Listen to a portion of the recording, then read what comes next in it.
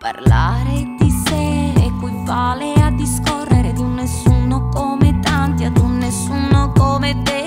Parlare con sé significa relazionarsi con una parte che compone il tuo nessuno, che sta già litigando con un'altra parte che lo compone, la quale a sua volta inizia a consumare la sua vendetta, la quale a sua volta, la quale a sua volta, la quale a sua volta.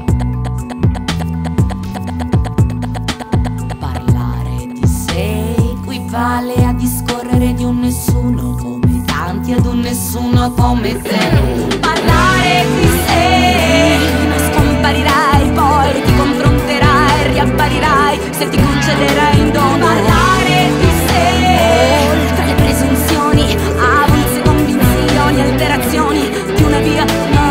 Parlare di sé, ma scomparirai, poi ti confronterai, riapparirai se ti concederai in dono. Parlare di sé, oltre le presunzioni, avulse convinzioni, alterazioni di una via esatta.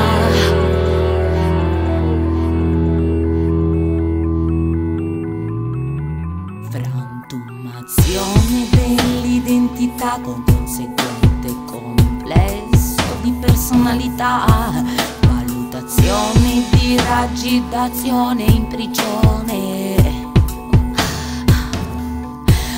abnegazione come dedizione, conseguente ritrovo di gratificazione.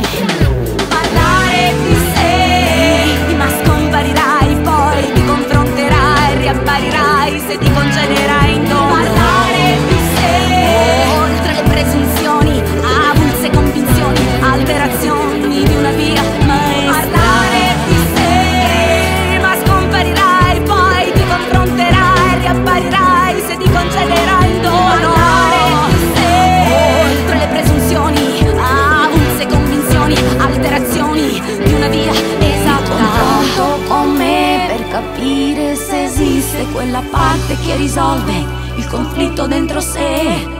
Mi devo scoprire in questo lungo viaggio verso la saggezza che compone questa strada che a sua volta si dirama in altre assurde umane distrazioni. Se è vero che c'è una parte di me più forte che lotta, che vince, io parlare di